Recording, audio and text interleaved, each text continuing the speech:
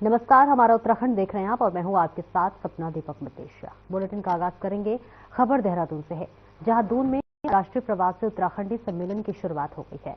मुख्यमंत्री पुष्कर सिंह धामी ने सम्मेलन का उद्घाटन किया।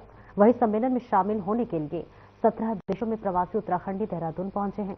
उत्तराखंड के विकास में प्रवासियों की भागीदारी सुनिश्चित करने के लिए अंतर्राष्ट्रीय प्रवासी उत्तराखंडी सम्मेलन के आयोजित में विदेश में विभिन्न छात्रों में छाप छोड़ने वाले प्रवासियों का उत्तराखंड पहुंचने पर भव्य स्वागत किया गया।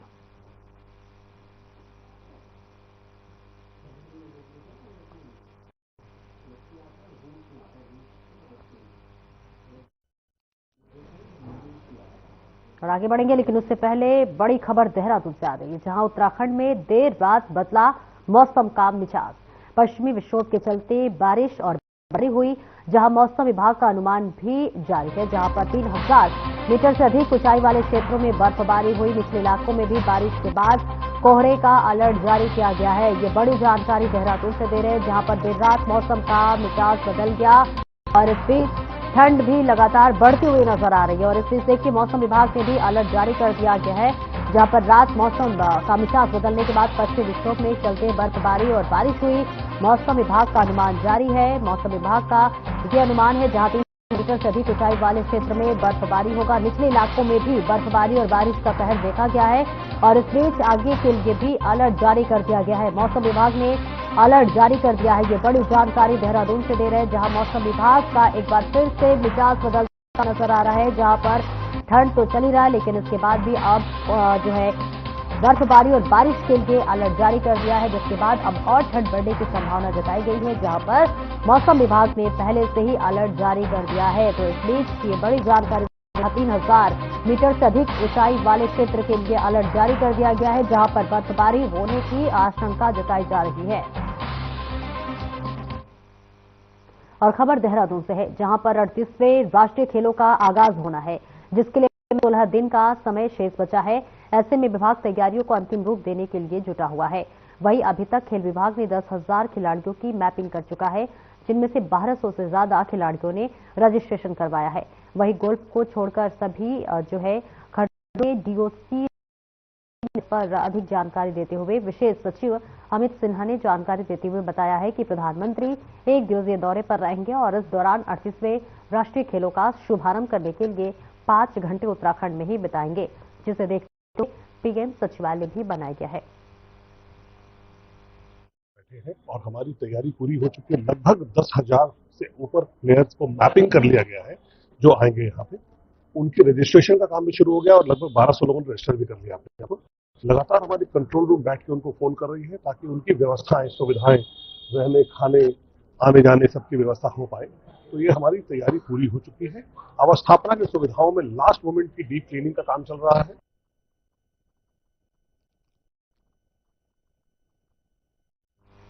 और देहरादून में नगर निगम के चुनाव को लेकर जनसभाओं का दौर जारी है, जहां बीजेपी के मेयर प्रत्याशी सौरभ थपलियाल ने मोहकमपुर में जनसभा का आयोजन किया है। और इस बीच जनसभा में साथ रायपुर के भाजपा विधायक उमेश शर्मा, काऊ बीजेपी के निर्वाचित निवर्तमान पार्षद औराई नंबर 67 मोहकमपुर में बीजेपी के पार्षद प्रत्याशी रविंद्र रावत सहित सैकड़ों की संख्या में स्थानीय लोग मौजूद रहे। और इस अवसर पर बीजेपी के प्रत्याशी सौरभ थपलियाल ने लोगों से अपील की है और कहा है कि जिस तरह से केंद्र की राज्य सरकार विकास की लगातार गति दे रही है, उसी तरह आपको और आपका आशीर्वाद मिलेगा तो यह क्षेत्र की विकास के लिए लगातार काम करते रहेंगे। फायदा मेरे भारतीय जनता पार्टी को मुझे नहीं मिलना, भारतीय जनता पार्टी के जो हमारे मेयर के उम्मीदवार हैं और जो 24 पार्षद इनके साथ टीम के रूप में हैं, उन सबको मिलेगा और निश्चित रूप से फिर रिकॉर्ड बनाएगी। वार्ड में हमारे अभी 2 जगह जनसभाएं हुई हैं और बहुत अच्छा खासा समर्थन मिल रहा है। अब ये तो अपना वार्ड है, अपना घर है और मातृशक्ति का, युवा साथियों का और वरिष्ठ जनों का बहुत अच्छा सहयोग मिल रहा है। जो चुनाव प्रचार में हम डोर टू डोर जो चुनाव प्रचार कर रहे हैं, उसके लिए हमें जो हमने पिछले 5 साल में कार्य किए हैं, उनको देखते हुए लोग हमें, हमारी सम्मानित क्षेत्रवासी हमें उसमें उनमें उत्साह मिल रहा है और समर्थन कई समितियों द्वारा मुझे समर्थन पत्र भी दिया जा रहा है। और जो मेरे छूटे हुए कार्य हैं, जो पिछले 5 साल में जो कार्य छूट गए हैं, उनको भी मैं विश्वास दिलाता हूं कि वो सभी काम पूरे करने का प्रयास करूंगा।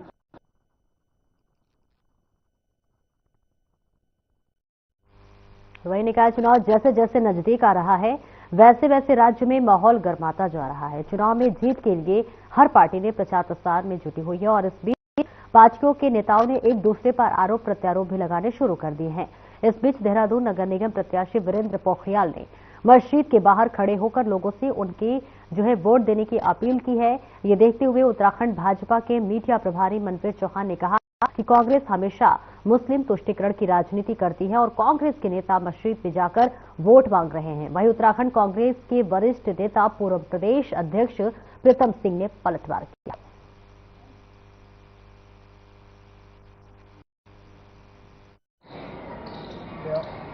देखिए, कांग्रेस ने हमेशा मुस्लिम तुष्टीकरण की पराकाष्ठा को पार किया है और पहले उनके द्वारा जुम्मे की छुट्टी दी गई, उसके बाद मुस्लिम बनाने की बात की गई और अब मस्जिद में जुम्मे के दिन चुनाव प्रचार करते उनके लोग चुनाव प्रचार उनके लोग कर रहे हैं। और एक और कांग्रेस पार्टी हमारे सनातन के ध्वजवाहक उत्तर प्रदेश के मुख्यमंत्री योगी आदित्यनाथ के उत्तराखंड चुनाव कार्यक्रम का वो विरोध करते हैं। यह कहते हैं कि योगी जी से ध्रुवीकरण, राजनीतिक ध्रुवीकरण होता है। वहीं दूसरी ओर वो मस्जिदों में वोट मांगकर क्या दर्शाना चाहते हैं। इसलिए उत्तराखंड की जनता बहुत समझदार है। कोई सरोकार नहीं है, ये उनका दल का मामला है। जहां तक वोट मांगने का प्रश्न है, अरे हर समुदाय से, हिंदू, मुस्लिम, सिख, ईसाई, हम सब से जाकर के कहेंगे कि कांग्रेस के जो प्रत्याशी हैं वीरेंद्र पोखरियाल जी और जो हमारे पार्षद है, अपील करेंगे इनके पक्ष में जो है मतदान करने का काम करें। इसमें हर्ज वाली क्या बात है।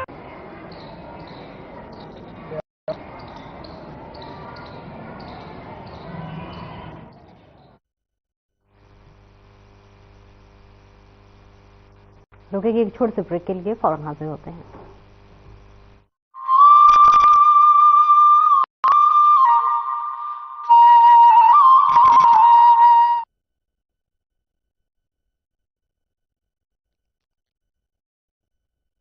देवभूमि उत्तराखंड अब खेल भूमि बनने को है तैयार।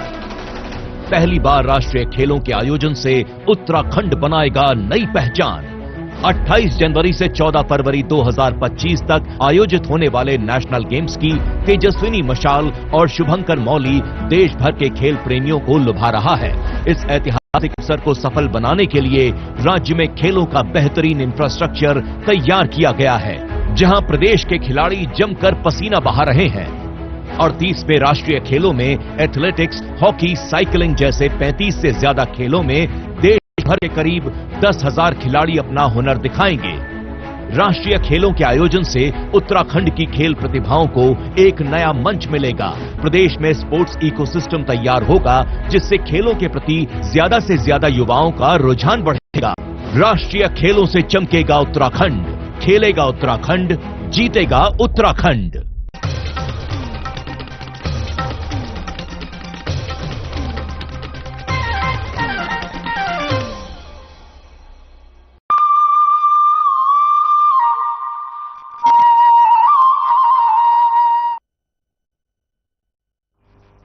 और ब्रेक के बाद एक बार फिर से स्वागत है आपका। खबरों में आगे बढ़ेंगे। देहरादून नगर निगम लगातार शहर में हाउस टैक्स को लेकर अभियान चला रहा है। टैक्स अधिकारी पूनम रावत ने बताया है कि नगर निगम ने अप्रैल 2024 से अब तक 32 करोड़ रुपए का हाउस टैक्स वसूल किया है। उन्होंने बताया कि हाउस टैक्स को लेकर शहर में विभिन्न जगहों पर कैंप लगाए गए हैं। साथ ही विभाग की ओर से 9 व्यवस्था की गई है, जहां पर उनका कहना है कि टैक्स समय पर जमा नहीं करने वालों को नोटिस दिया जा रहा है।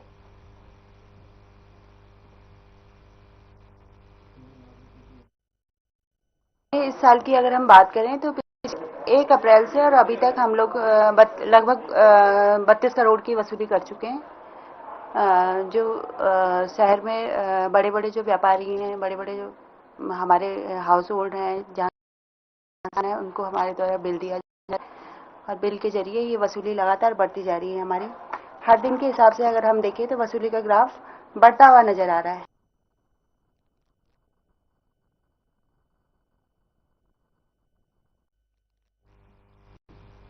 हरिद्वार पुलिस और एसटीएफ देहरादून ने संयुक्त अभियान में बड़ी सफलता हासिल की है, जहां पर एसएसपी हरिद्वार के नेतृत्व में चिड़ियापुर के जंगल से देहरादून के 2 नशा तस्करों को गिरफ्तार किया गया है।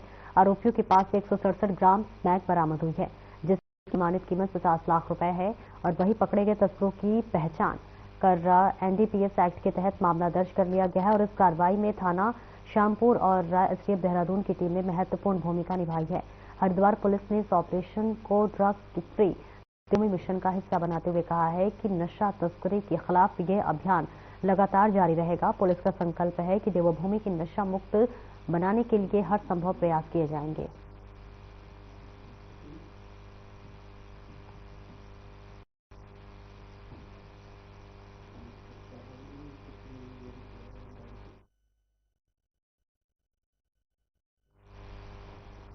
और इस बीच गुलर के पास एक बड़ा हादसा होते हुए खबर सामने आई है, जिसमें एक बोलेनो कार खाई में गिर गई है, जिसमें कार बुरी तरह से दुर्घटनाग्रस्त हो गई है।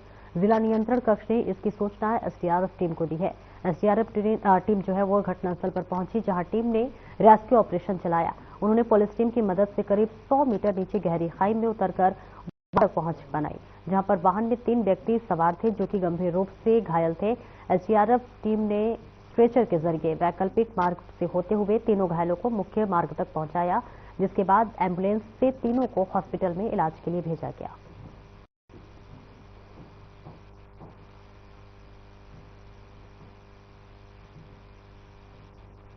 और इस बीच ये तस्वीरें भी दिखा रहे हैं, जहां पर घायलों को देखिए अस्पताल में भर्ती कराया गया है। और ये बेहद दुखद घटना, जहां पर बोलेनो कार खाई में गिरी और इस वजह से ये घटना घट गई। तस्वीरें आपको दिखा रहे हैं, जहां पर खाई में गिरने की वजह से ये बुरी तरह से घटना हुई है और जो कार है वो बुरी तरह से क्षतिग्रस्त हो गया है। जहां जो इसमें मौजूद था वो घायल हो चुका है और उसे अस्पताल में भर्ती किया गया, जहां पर उसका उपचार चल रहा है। तस्वीरें आपको दिखा रहे हैं तेजी से, जहां पर एक बलेनो कार खाई में जा गिरी और इस बीच जो घायल हुए हैं उन्हें अस्पताल में भर्ती कराया गया है। और उत्तराखंड निकाय चुनाव में भाजपा घोषित प्रत्याशियों के खिलाफ मैदान में उतरे नेता और संगठन के खिलाफ काम कर रहे बाकियों का जो है पार्टी ने 6 वर्ष के लिए पार्टी से निष्कासित कर दिया है। जी हां, बीजेपी के प्रदेश महामंत्री आदित्य कोठारी ने बताया है कि प्रदेश नेतृत्व की संस्तुति के बाद जिलाध्यक्षों ने बागियों के खिलाफ एक्शन लेना शुरू कर दिया है। भाजपा ने मेयर, पालिका अध्यक्ष और नगर पंचायत अध्यक्ष पदों के साथ ही पार्षद व सभासद पद पर बगावत कर चुनाव लड़ रहे 94 नेताओं को निष्कासन की कार्रवाई कर पार्टी से 6 साल के लिए निकाल दिया है।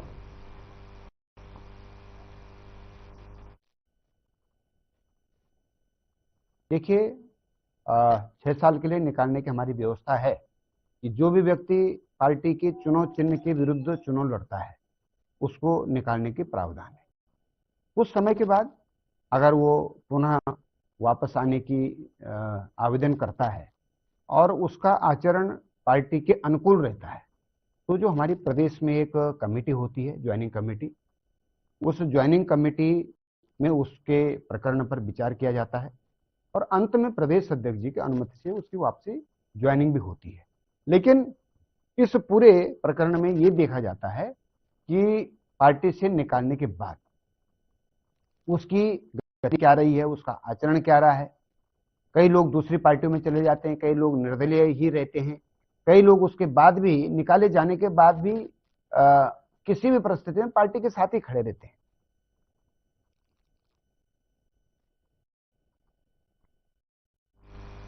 उत्तराखंड में 28 जनवरी से 14 फरवरी तक 38वें राष्ट्रीय खेलों का आयोजन होगा। इसमें 32 स्वीकृत और 4 प्रदर्शनी खेलों समेत कुल 36 खेल गतिविधियां होंगी। खेल संयोजक और विशेष प्रमुख सचिव खेल अमित सिन्हा ने कहा है कि जो है उत्तराखंड में होने वाले 38वें राष्ट्रीय खेलों के लिए तैयारियां अंतिम चरण में है। पोर्टल पर रजिस्ट्रेशन के लिए आवेदन दर्ज किए जा रहे हैं और सभी प्रदेशों से खिलाड़ियों के नाम आ रहे हैं। इस संबंध में हमारे अधिकारी लगातार दूसरे राज्यों के खेल विभागों से में हैं। उन्होंने बताया कि हमने राष्ट्रीय स्तर की तैयारियां की हैं, जिसके लिए खेल मैदान और ट्रैक कोच पूरी तरीके से अंतर्राष्ट्रीय मानकों के हैं और उत्तराखंड 38वें राष्ट्रीय खेलों के लिए मेजबानी में एक इतिहास कायम करेगा।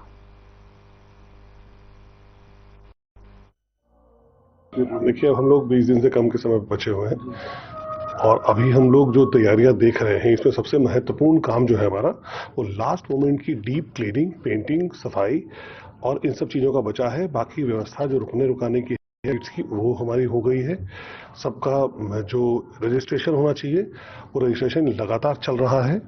जहां जैसे जैसे राज्य अपने खिलाड़ियों के नाम भेज रहे हैं, पोर्टल पर रजिस्टर हो रहा है। हमारा कंट्रोल रूम चालू हो गया है और कंट्रोल रूम के माध्यम से उनको फोन किए जा रहे हैं ताकि एथलीट समय से पहुंचे, कोई असुविधा ना हो। यहाँ पे जो हमारे वेन्यू पे हो रहे हैं, उस वेन्यू पे भी तैयारी हमारी पूरी हो गई है।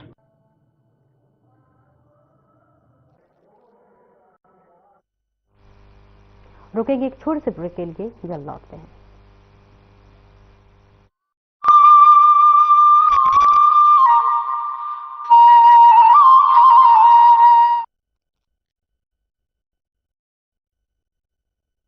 उत्तराखंड हर वर्ष गर्मियों के महीनों में लाखों चार धाम यात्रियों और श्रद्धालुओं का स्वागत करती है। सर्दियों में धामों के कपाट बंद हो जाते हैं, लेकिन इस दौरान भी चार धामों की पूजा अर्चना उनके शीतकालीन प्रवासों में अनवरत की जाती है, जहां बड़ी संख्या में तीर्थयात्री दर्शन के लिए आते हैं।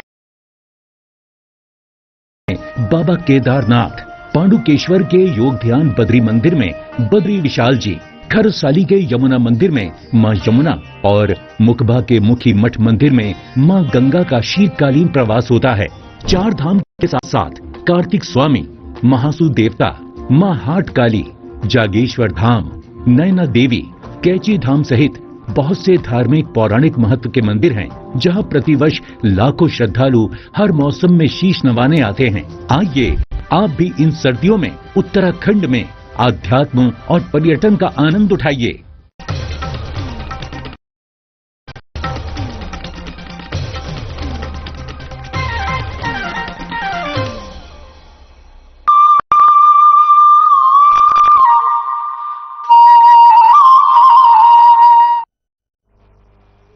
अब ब्रेक के बाद एक बार फिर से स्वागत है आपका। खबरों में आगे बढ़ेंगे। जनसंघर्ष मोर्चा अध्यक्ष और GMVN के पूर्व उपाध्यक्ष रघुनाथ सिंह नेगी ने पत्रकार वार्ता की और इस दौरान उन्होंने कहा कि प्रदेश की जनता को हर मामलों में न्याय पाने के लिए न्यायालयों की शरण लेनी पड़ रही है, क्योंकि राजभवन, सरकार, शासन सब मुखदर्शक बने हुए हैं। और आगे उन्होंने कहा कि जिन कार्यों में सुविधा शुल्क नहीं दिया जाता, उस कार्य में अधिकारी नहीं करते। साथ ही उन्होंने कई कार्यों पर भी सवाल उठाए।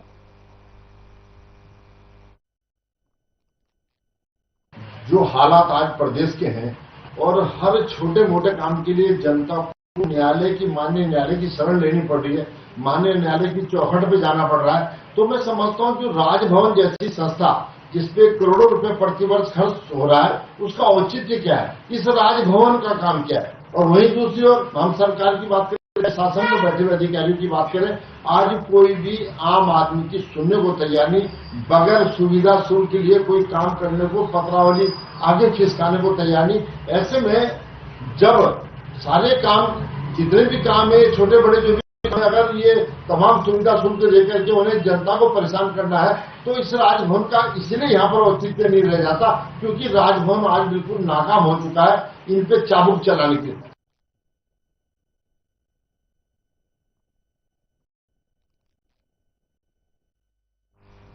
शहर से दूरस्थ क्षेत्रों में स्थित अस्पतालों में स्वास्थ्य सेवाओं का लेकर मुख्य स्वास्थ्य चिकित्सा अधिकारी ने चक्राना स्थित प्राथमिक स्वास्थ्य केंद्रों और स्वास्थ्य उपकेंद्रों का औचक निरीक्षण किया। इस दौरान उन्होंने मेट्रो से भी बातचीत कर स्वास्थ्य सेवाओं के संबंध में जानकारी ली, साथ ही चिकित्सालय सेवाओं का भी निरीक्षण किया। आपको बताते चले कि निरीक्षण के दौरान उन्होंने चक्राता त्यूनी स्थित प्राथमिक स्वास्थ्य केंद्र के प्रभारी चिकित्सा अधिकारी डॉक्टर नरेंद्र राणा से भी बातचीत की है। बातचीत में डॉक्टर राणा ने अस्पताल में एक्सरे मशीन के लिए UPS और डीप फ्रीजर की आवश्यकता के संबंध में अवगत कराया।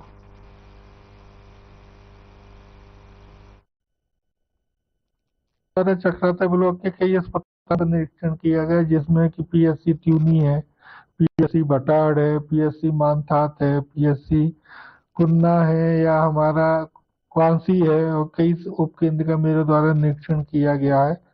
तो उसमें जो जो कमियां मामूली आई गई तो उनके लिए मैंने संबंधित को उनका दूर करने के लिए निर्देश उसमें दे दिए गए हैं। तो अभी पिछले 3 दिन में चक्राता ब्लॉक के करीब 8-9 अस्पताल और उपकेंद्र का निरीक्षण मेरे द्वारा इसमें किया गया।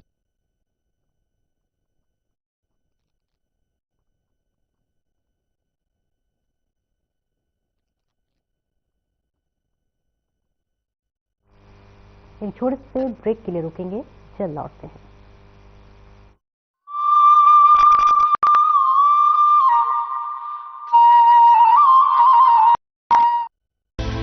विंटर टूरिज्म का बेहतरीन केंद्र है उत्तराखंड। जहां नजर उठाएं प्राकृतिक सौंदर्य ही पाएं।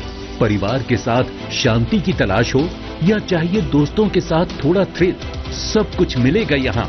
आइए Uttarakhand. Eco tourism, wild life tourism, adventure tourism, हर तरह के विकल्प हैं मौजूद। जंगलों में लीजिए ट्रैकिंग का मजा, बर्फ से ढकी वादियों में स्कीइंग का लुत्फ, खूबसूरत रास्तों पर माउंटेन बाइकिंग, खुले आकाश में पैराग्लाइडिंग और रॉक क्लाइंबिंग का अपना है रोमांच। मशहूर टूरिस्ट स्पॉट्स के साथ साथ प्रकृति की गोद में बसे हजारों होम स्टे में मिलता है स्थानीय संस्कृति और पारंपरिक जीवन शैली से रूबरू होने का मौका। उत्तराखंड में हर अनुभव, हर गुजरा पल जिंदगी भर की यादें बन जाता है। आप भी उत्तराखंड में पर्यटन का आनंद उठाइए। आइए उत्तराखंड।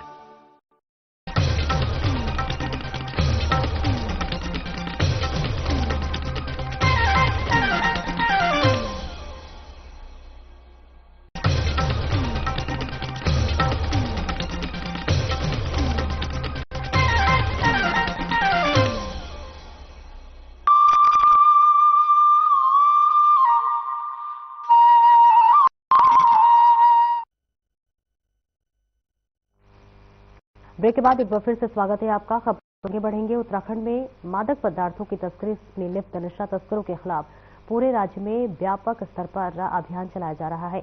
अभियान के तहत एसएसपी देहरादून के निर्देशन में दून पुलिस द्वारा लगातार नशा तस्करों के विरुद्ध प्रभावी कार्रवाई कर रही है और इसी क्रम में की शुरुआती 10 दिनों के दौरान देहरादून के नगर और देहात क्षेत्र में मादक पदार्थों की तस्करी में लिप्त अभियुक्तों के विरुद्ध कार्रवाई जारी है।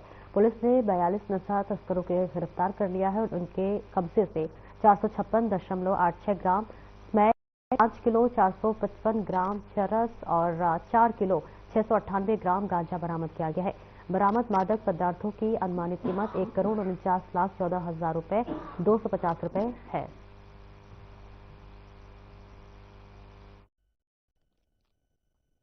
देखिए, जैसा कि हमारे जो है वरिष्ठ अधिकारियों के निर्देशानुसार उत्तराखंड को हम लोगों को जो है 2025 में ड्रग फ्री बनाना है। तो इसी मुहिम के तहत हमारे जनपद में अभी तक अगर हम 10 दिनों की बात करेंगे तो तकरीबन हमारे द्वारा जो 42 नशा तस्कर हैं, तकरीबन 40 से ऊपर अभियोग पंजीकृत किए गए हैं और उसमें 42 से ऊपर जो है नशा तस्करों को उनके अंजाम तक पहुंचा गया है। एनडीपीएस एक्ट में उनके विरुद्ध पंजीकृत की गई है। और अगर रिकवरी की बात करेंगे तो इस दौरान तकरीबन 456 ग्राम स्मैक वो इनके कब्जे से बरामद हुई है और साथ ही साथ तकरीबन 5.5 किलो के आसपास जो है चरस मिली है और 5.5 किलो के आसपास जो है वो गांजा भी बरामद किया गया है।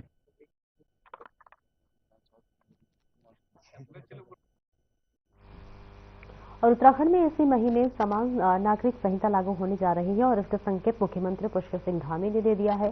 तो वहीं यूसीसी को लेकर शहरी विकास मंत्री प्रेमचंद ने कहा है समान नागरिक संहिता को लेकर लगभग सभी औपचारिकताएं पूरी की जा चुकी हैं और जल्द ही जनवरी में इसकी तारीखों का ऐलान भी कर दिया जाएगा। तो वहीं प्रेमचंद अग्रवाल ने कहा है कि उत्तराखंड यूसीसी लागू करने वाला पहला राज्य बनने जा रहा है जिसकी चर्चा सभी जगह हो रही है।